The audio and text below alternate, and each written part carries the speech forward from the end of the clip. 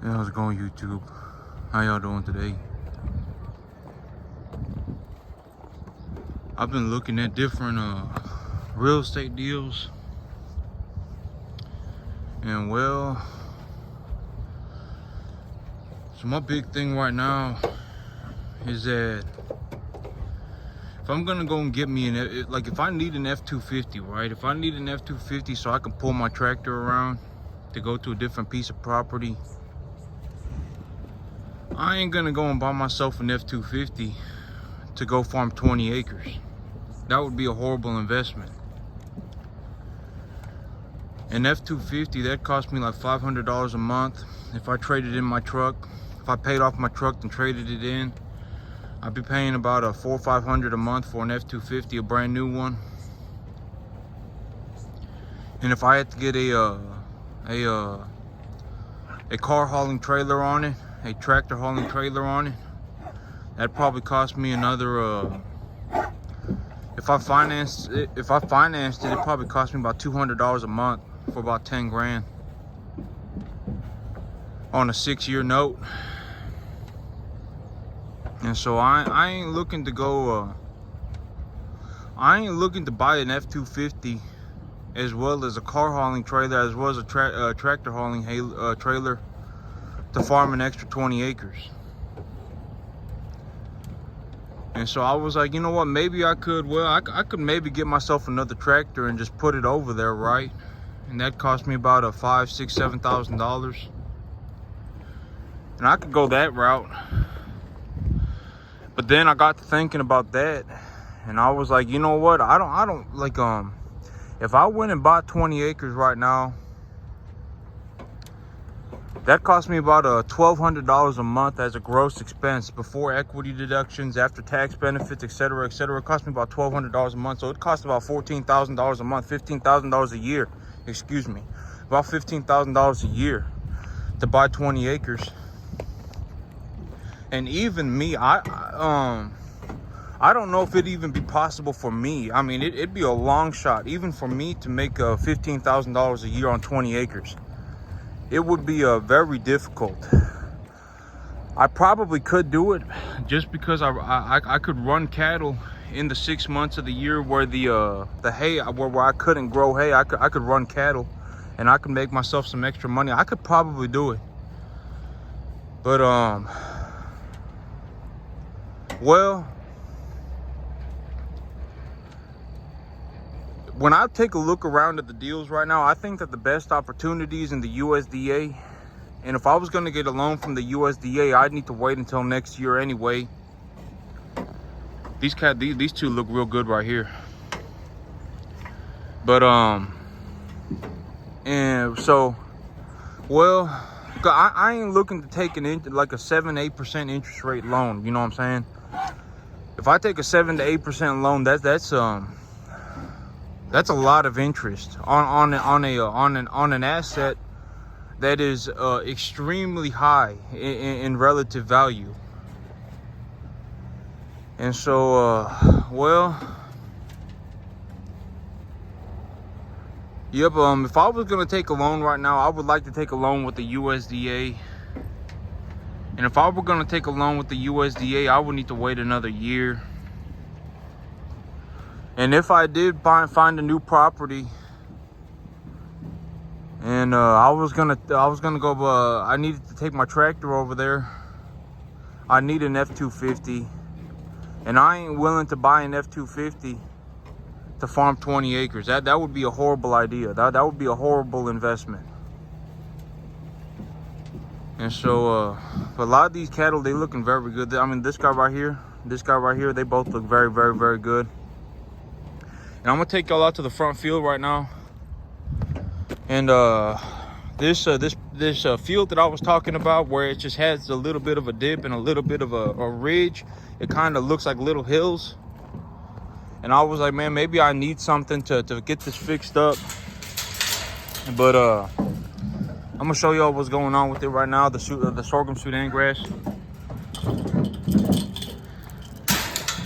And get this locked up.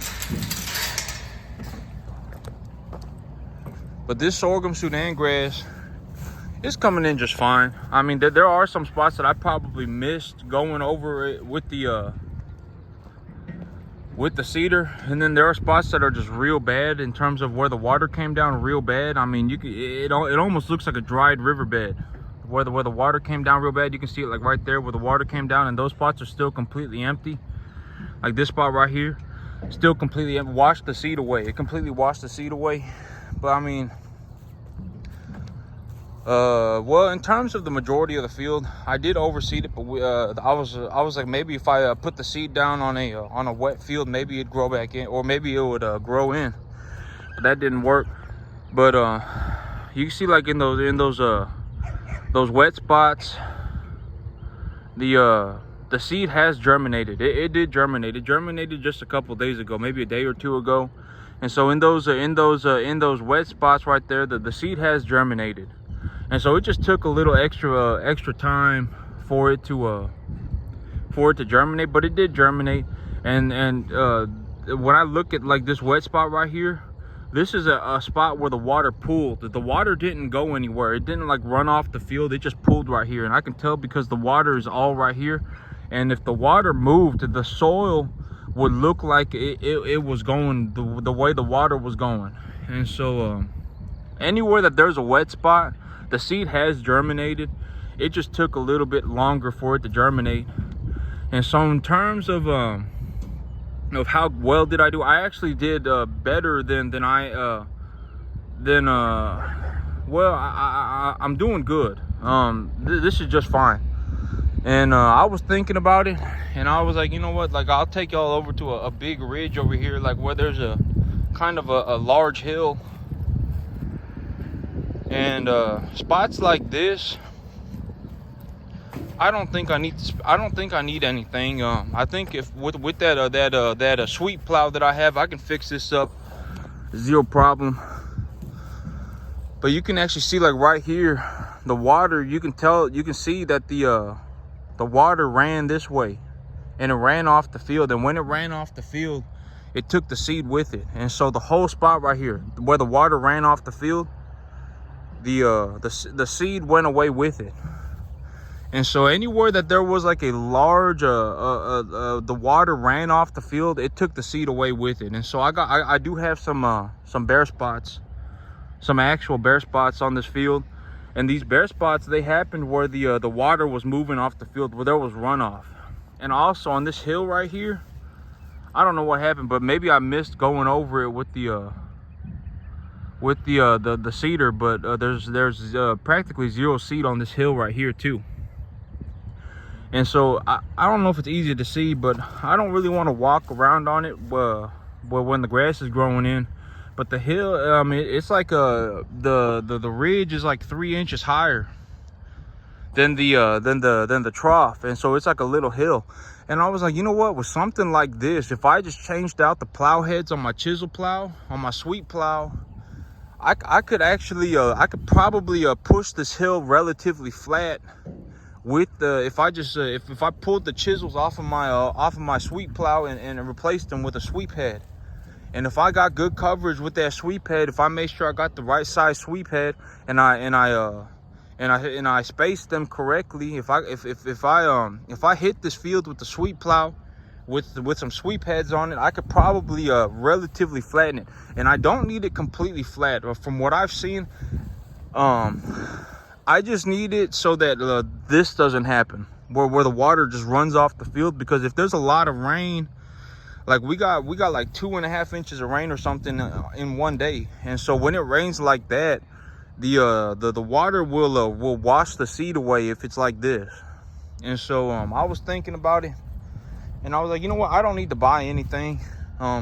Everything that I need I have already. I just need to change out the heads on my chisel plow, or excuse me, on my sweep plow. I just need to change out the heads on it. And if I change out the heads on my sweep plow, I think that if I just hit this field with the sweep plow with some sweep heads on it, I think it'll flatten it enough. It doesn't need to be completely flat. It just needs to be flat enough. And once it gets flat enough, I mean, even if it takes a little bit extra time for the seed to germinate, it will germinate. So you can see, like in there, the seeds have germinated, and they germinated about a day or two ago. And so the seeds will germinate. And I just need to flatten it out a little bit more. And I think that if I get the like I don't need, okay, so my thing was maybe I need a box blade or a grater blade. But if I need a box blade or a grater blade, a brand new one that's about 8-9 feet wide, 10 feet wide, that's hydraulically powered, a real good one, is going to cost me about $2,000. And so and brand new. And so if I was willing to pay $2,000, I could buy one at any time. And so my big thing right now is I'm going to change out the heads on my sweep plow. And when I drill the back seed with the pearl millet, what I'm gonna do is I'm gonna flatten it out. Now that I have an eye for it, I understand what needs to be done. I can be more thorough, just with due diligence and elbow grease. I think I can get it done with the equipment that I have. But when I'm gonna put some new sweep heads on my chisel plow, and when I work this back field, I'm gonna be a little bit more thorough with what I'm doing. I got an eye for it, for what I need. I have an understanding of what needs to be done for this to be done properly. And so now that I got an eye for it, I'm gonna do my best to do what I can with what I got. And then I think that if I really do it, and then I go, man, I need to level this out just a little bit more, I believe that the solution will be a box blade, a hydraulically powered box blade. And I wouldn't need to do the whole field. It would just need to be where the big ridges are. Well, anywhere that I got a real big ridge, that'd be the only place that I need to level with the box blade. And so I wouldn't need the box blade for the entire field. But if I'm like, man, I just got done sweep plowing this thing, and I got moisture in the field, and I don't want to plow it again, and I don't want to break the soil up because there's good enough moisture in the field, what I would do is I would go over it with a hydraulic box blade. But that's if I need it. Right now I'm going to make do with what I got. What I got right now, it should be just fine. I'm going to change out those sweep head or those chisel heads for a sweep head, and I'm going to just keep an eye on my field. And if my field looks like it needs to be leveled a little bit more, I'll get myself a hydraulic box blade at that point. But right now there's zero reason for me to go and do anything except for change out those sweep heads, or except for change out those chisel heads. And so, well, yep, I think I got, well, I mean, I took a look at what I'm doing, and I mean, obviously what I'm doing is I'm just about there. I'm about 90% there, right? When I just take a good look at what I'm doing, I'm about 90% there. And the 10% that I need to get done, it's not going to require anything real. It's not going to require anything real big of a drastic change. The things that I'm going to need to change are going to be the small things. Like I just need to change out a couple of parts. I just need to change and then I'll be good to go. And like my grain drill and everything, I mean, it's working just fine. Everything is working just fine. And from when I took a good look at everything, and I was like, you know what, I'm doing real good. I just need to get rid of the big hills. The problems that I'm seeing right now are where I have the big ridges. Like if it's a small ridge, that ain't a big problem. If it's a big ridge, that is a problem. And so because the big ridges, what'll happen is that the water will run off the big ridge, and then this will happen. The water will either pool, or if the grade is too steep, the water will actually run off the field. And when the water runs off the field, it will take the seed with it. Oh, I actually see a little spot of seed germinating right there. I don't know if y'all can see that on camera, but there is a little bit of seed germinating in this river spot, I guess. And so what I'm doing very well, and I got it at about 90% done. And the 10% that I need done, I just need to make some small changes. And so and the grain drill is working extremely well. This Sudan grass, this sorghum Sudan grass, I planted it at 3/4 inches deep at a 3/4 inch spacing to get about 70 pounds an acre on this field. And so the spacing is good. The germination rate is very good, and so the grain drill is working just fine. I just need to kind of level it a little bit more, and it doesn't need to be like laser leveled. It doesn't need to be perfectly leveled. The only thing I need is to just flatten it out a little bit more. And I think I can flatten it out with the sweep plow, as long as I have some properly spaced, properly sized sweep heads on it. And so, but everything's going good. The sorghum Sudan grass is growing. It is growing very quickly. I'm going to be pulling this. I may actually even be able to harvest this for the cattle to eat. But right now, I still need a square baler too. Well, the only thing that I really need at this point is a square baler. And I'm gonna need it in about 2 months. And so I'm still keeping my eyes on the market for one. But the thing about a square baler is that if I'm willing to pay $5,000, I can buy a real high quality square baler for $5,000, and I mean a square baler from a dealership. And so I could finance the thing too. And if I financed the thing from a dealership, I'd be paying like $80 a month for it.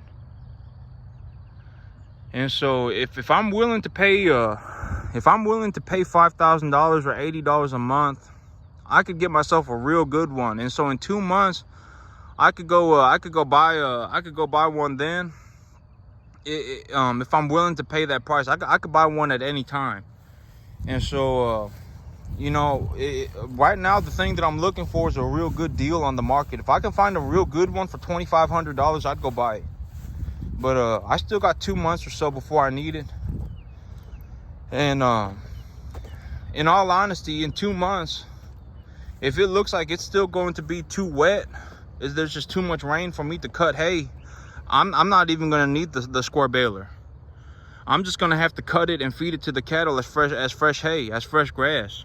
And so I may not need the square baler for 3.5, 4 months. So I'll just have to see when I get there. But that's essentially the plan. If I'm willing to pay full price, I could walk into a dealership at any time. And if I'm willing to pay $5,000, I could walk into a dealership at any time and I could buy myself a real nice, real good looking square baler. And so, and I could just pay $80 a month for it.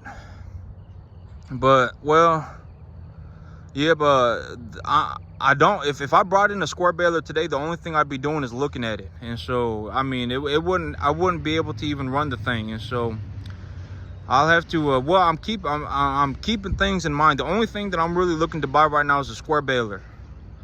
And in terms of the soil, I think I could work it just fine with what I got. The equipment that I purchased and the things like that, everything is so far so good.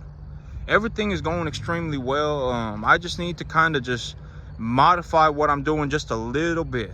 And so, but the hay is coming in, and it's coming in real good. And so, yep, I'm looking at purchasing a piece of real estate too. I'm looking to buy more land.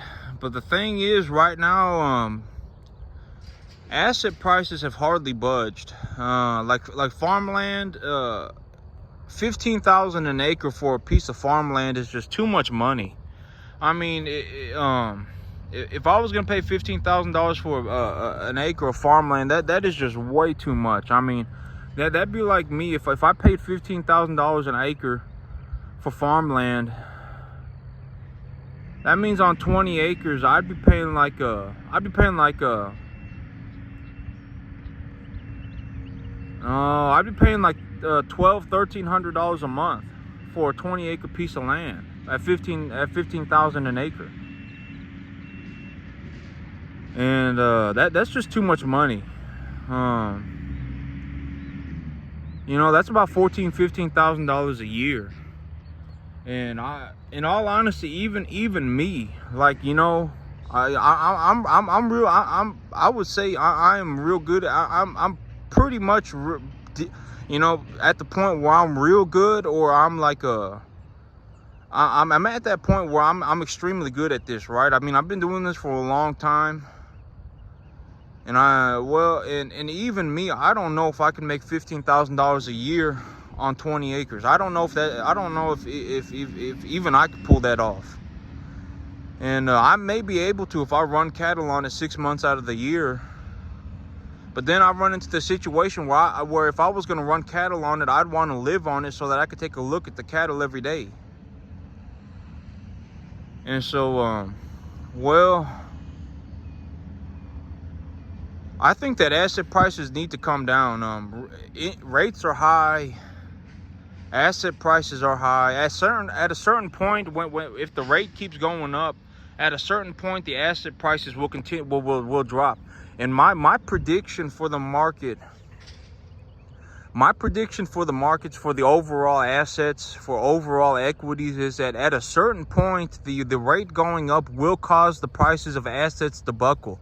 And when the prices of assets begin to drop, the Federal Reserve will then start to lower the rate.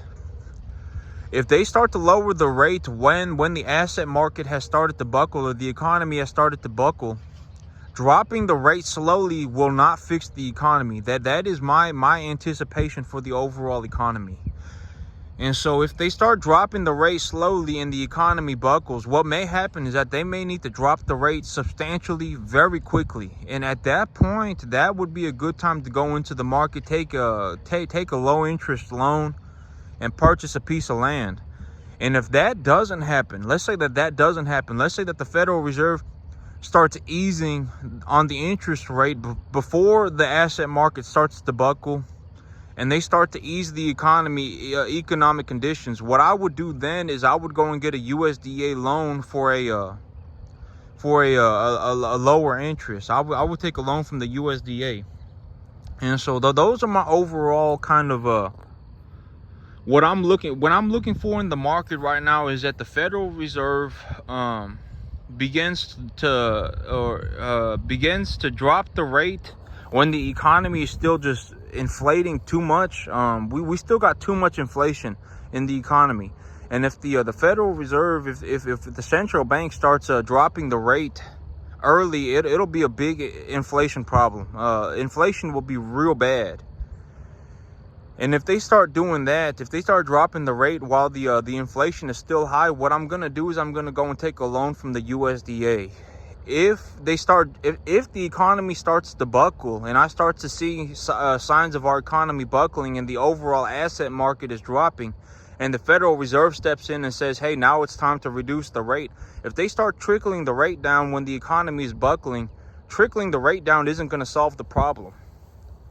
I don't even know if dropping the interest rate to 0% at this point is going to solve the problem. I don't think it personally, I don't think it will. I think that either they let this whole thing correct itself and the asset market plummets, and that leads the yield lower, and the yield but I personally think we are in a deep pile of deep doo-doo for the US economy. If they drop the rate to zero, if the central bank dropped the rate to zero, I don't think that if something real bad happened, even at 0% rates, I don't think that it's going to solve the economic situation. And so,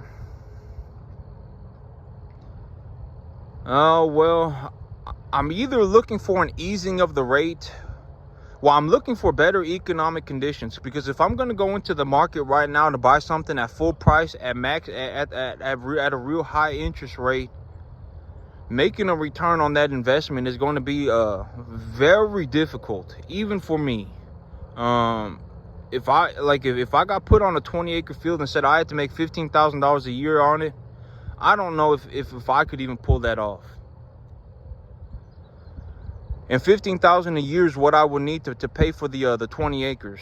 And so if I wanted the field to pay for itself, that I would need to make $15,000 a year on it. And I don't know if I could do that. That would be extremely difficult. And if something went wrong, I mean, that plan will go out the window too. And something always goes wrong. So, yep. There's a lot of stuff going on, but that's it for me today, YouTube. Y'all have a good one.